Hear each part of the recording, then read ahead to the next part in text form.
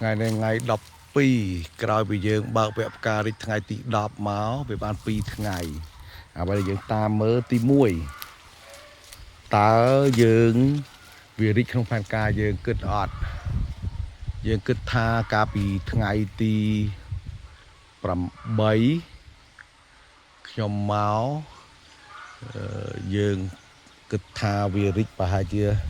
តែ 30% ទេដល់ថ្ងៃទី15ថ្ងៃទី15រិច 30% នៃដើមនៃចំការទាំងមូលតែបច្ចុប្បន្នចំពោះដើមនេះរិចរហូតដល់ 70-80% ហើយអាហ្នឹងមួយដើមនេះតែមួយដើមឯណារិច 70-80% រីឯដើមផ្សេងទៀតតើវាដូចកំណត់យើងអត់ទីមួយយើងតាមមើលដំណើរការរិចផុនវាថាតើវារិចនៅដែនកំណត់យើងគិតនឹងអត់អានេះយើងឃើញថាវារិចប្រហែលជា 40% ដើមមួយនេះប្រហែលប៉ុណ្ណឹង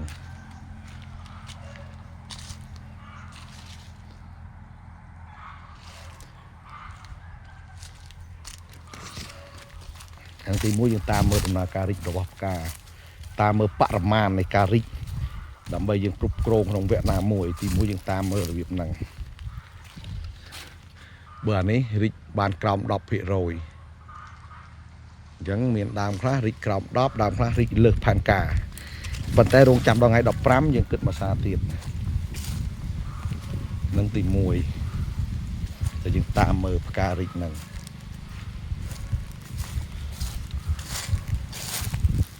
អានេះក៏រិចតិចដែរទេ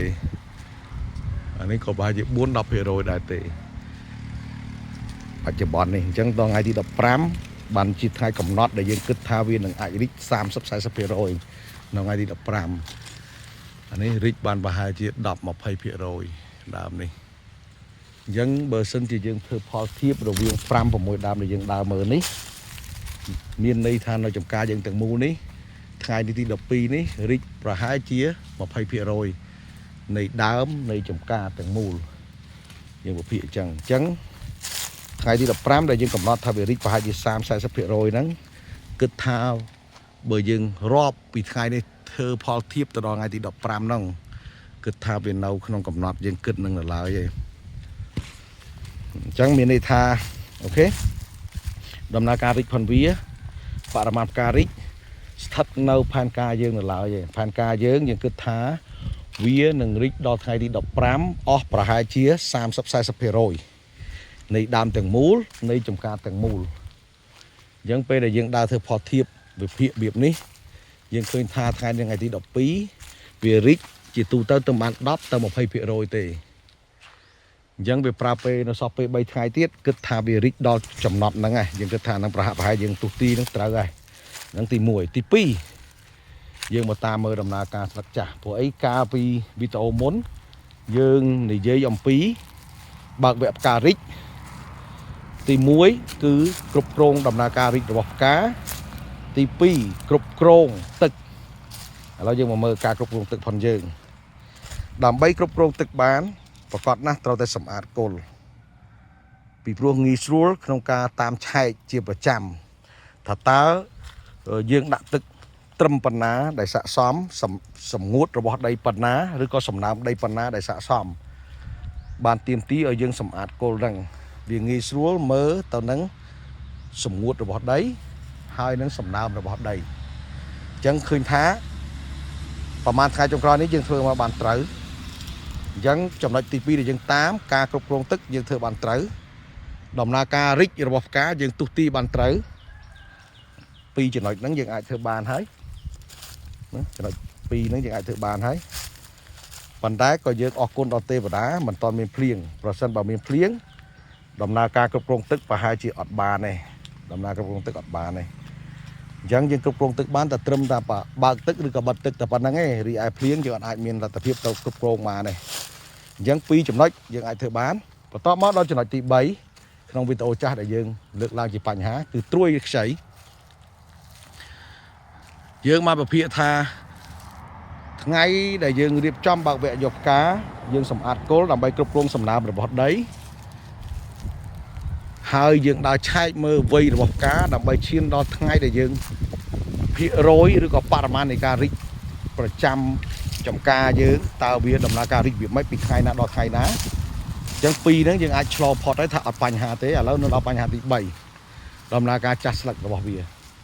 បញ្ហាទី3គឺស្រួយយើងនៅខ្ចីពេក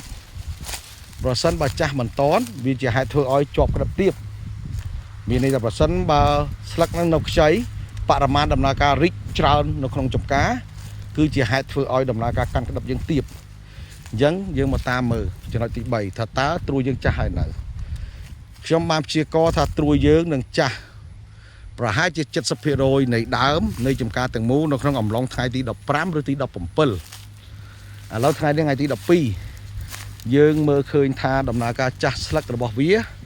អត់តន់ពេញលេញទេគិតថា5ថ្ងៃទៅខាងមុខ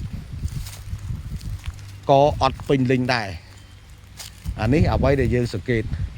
ស្លឹកនេះបើតាមបទពិសោធន៍ខ្ញុំ10ថ្ងៃទៀតបានចាស់នេះមកចំការទាំងមូលនេះហាក់ត្បិតតែមានដើមខ្លះយើងបង្ខំឲ្យវាចាស់ឃើញថាវាអាចប្រកាសបានហើយដូចនេះអីប្រកាសបានហើយតែក៏នៅមានមួយចំនួនដែលយើងបង្ខំវាតែវាអត់តន់ឆ្លើយតបអញ្ចឹងកាលណាវាអត់តន់ឆ្លើយតបយើងក៏អត់សន្មតថាប្រហែលជាមួយសប្តាហ៍ទៀតបានវាចាស់លើសពី 70% ក្នុងចំការទាំងមូលឬក៏ក្នុងដើមទាំងមូលហ្នឹងអញ្ចឹងប្រសិនបើវាមួយសប្តាហ៍ទៀតបើវាចាស់នេះស្លឹកនេះចាប់ដើមប៉ុណ្ណឹងហើយវានៅស្អិតនៅឡើយទេយើងយកដៃរូតចឹងនៅស្អិតមានន័យថានៅប្រើធម្មពលនៅឡើយទេអត់តន់បង្កើតធម្មពលបានទេតើយកដៃរូតរឿងរលោងបន្តិចអាហ្នឹងអាចគ្រាន់បើនៅស្អិតនៅឡើយនេះផែនស្លឹកប៉ុណ្ណេះខ្ញុំគិតថាមួយសប្តាហ៍ទៀតបានវាចាស់អញ្ចឹងបើសិនជាមួយសប្តាហ៍ទៀតថ្ងៃនេះថ្ងៃទី12មួយសប្តាហ៍ទៀតវាស្មើទៅនឹងថ្ងៃទី19អញ្ចឹងយើងមកមើលផ្កាយើងថ្ងៃ19រីកប៉ុណ្ណាយើងសុំត្រឹមរាប់ថ្ងៃទី15ផ្កាត្រេនយើងថ្ងៃទី15យើងប្រហែលជារីក 30-40% រីឯស្លឹកចាស់ត្រូវថ្ងៃទី17អញ្ចឹងមានន័យថាពេលដែលស្លឹកចាស់ជួបជាមួយនឹងបរិមាណផ្កាក្នុងចំការយើងស្ថិតនៅចន្លោះពី 60% ទេអញ្ចឹងយើងអាចមានសមត្ថភាពកាន់ក្តឹបបានល្អក្នុងផ្កា 70% 80% នៅលើដើមរីឯផ្កាណាដែលរីកជាមួយនឹងស្លឹកខ្ចីនេះវាជាប់ក្តឹបតែ 30% ហើយវារីកអស់ប្រហែលជា 40-50% ក៏បរិមាណផ្លែទៅថ្ងៃរំពឹងទុកខ្ញុំគិតថាអត់ស្រុតទេអញ្ចឹងនេះជាតិចនិចដែលយើងត្រូវតាមមើលអញ្ចឹងសរុបលទ្ធផលមកខ្ញុំគិតថាថ្ងៃទី17ស្លឹកនឹងចាស់ផ្កានឹងរីកចំនួនភាគរយច្រើនក៏ពិតមែនប៉ុន្តែចំនួនផ្លែនៅលើដើមប្រកាសជាឆ្លើយតបនៅអ្វីដែលយើងចង់បាននៅឡើយឯងប៉ុន្តែអ្វីដែលយើងត្រូវធ្វើប្រកាសណាស់អត់តន់បោះបង់ទេពីព្រោះបេសកកម្មយើងឬក៏ភារកិច្ចយើងដែលយើងធ្វើអត់តន់បានបញ្ចប់ទេហាក់ត្បិតថាយើងមានលទ្ធភាពគ្រប់គ្រងទឹកបានល្អហើយមានដំណើរការវិភាគនៃដំណើរការរីកផ្កានឹងបានត្រឹមត្រូវពិតមែនហើយបច្ចុប្បន្ននេះតែស្លឹកនេះមិនតន់ប្រឡែងចោលបានទេស្លឹកនៅខ្ចីនៅឡើយទេអញ្ចឹងអ្វីដែលជាបញ្ចប់បេសកកម្មយើងឬក៏បញ្ចប់ផែនការយើងឬក៏បញ្ចប់ការងារយើងគឺត្រូវតែឲ្យស្លឹកចាស់ក្នុងអំឡុងមួយសប្តាហ៍ទៀតពិតប្រាកដតាមដែលយើងព្យាករប្រសិនបើយើងព្យាករថាមួយសប្តាហ៍ទៀតស្លឹកចាស់តែបែបវាមិនចាស់គឺនឹងមានផលប៉ះពាល់ដល់ចំនួនផ្លែសរុបនៅលើដើមពីព្រោះរាល់ដំណើរការរីកផ្ការបស់ទុរេនវាពាក់ព័ន្ធជាមួយនឹងការប្រើប្រាស់ធម្មពលរបស់ស្លឹកប្រសិនបើស្លឹកខ្ចីវាប្រើប្រាស់ធម្មពលច្រើនដែលជាហេតុធ្វើឲ្យផ្ការីកកាន់ក្តឹបបានទាបអញ្ចឹងបានយើងត្រូវតែបង្ខំវាអញ្ចឹងទូនាទីយើងបន្ទាប់ពីថ្ងៃនេះ7ថ្ងៃទៀតយើងមានពេលបង្ខំស្លឹកនឹងឲ្យចាស់ប្រហែលជាបាន2ដងប្រសិនជាយើងបាញ់3ថ្ងៃម្ដងមានន័យថាយើងអាចប្រើបាន2ដងទៀតគិតថាវានឹងអាចចាស់ពេញលេញហើយអញ្ចឹងវីដេអូនេះបទវិភាគមួយនេះចែកជូនម្ចាស់ចំការទុរេនទាំងអស់ចូលមានការវិភាគដើម្បីចាត់វិធានការងាយស្រួលមិនមានការតក់កុហលមានការស្លន់ស្លោសម្រាប់ខ្ញុំរឿងស្លន់ស្លោរឿងតក់កុហលខ្ញុំមិនសូវចង់ជួបទេម្ល៉េះហើយបានខ្ញុំច្រើនតែចូលចំការវិភាគប្រចាំថ្ងៃខ្ញុំខានមកចង្ការតែ2ថ្ងៃឯងនៅបកកែនេះដោយសារខ្ញុំរវល់ហើយនៅសុខភាពអត់ល្អខ្ញុំខានមក2ថ្ងៃឥឡូវថ្ងៃនេះខ្ញុំមកទៀតទីទូទៅឲ្យតែដល់វគ្គផ្ការីកខ្ញុំតែងតែនៅតាមសង្កេតជាពិសេសចំការណាដែលវាស្ថិតនៅការលូតលាស់ខុសប្លង់ធម្មតាផងវាពីព្រោះយើងប្រកាសជាដឹងហើយតរេននេះផ្ការៀបរីក ឬក៏រីកមួយស្រួយវានៅខ្ចីអញ្ចឹងវាខុសប្រកដីតែកាលណាយើងអត់មានការវិភាគអត់មានការចាត់វិធានការដែលជាហេតុធ្វើឲ្យផលដែលយើងរំពឹងបានគឺទាបថែមទាំងបង្កើតបញ្ហាមិនចេះចប់ទៅថ្ងៃខាងមុខជាបន្តអរគុណសម្រាប់វីដេអូមួយនេះហាក់ត្បិតវាវែងបន្តិចប៉ុន្តែជាខ្លឹមសារក្តោបរួមសម្រាប់ពាក់ព័ន្ធជាមួយនឹងការដំណើរការគ្រប់គ្រងការរីករាស់ផ្កានិងត្រួយខ្ចីរបស់ដើមទុរេនអរគុណបងប្អូនទាំងអស់គ្នា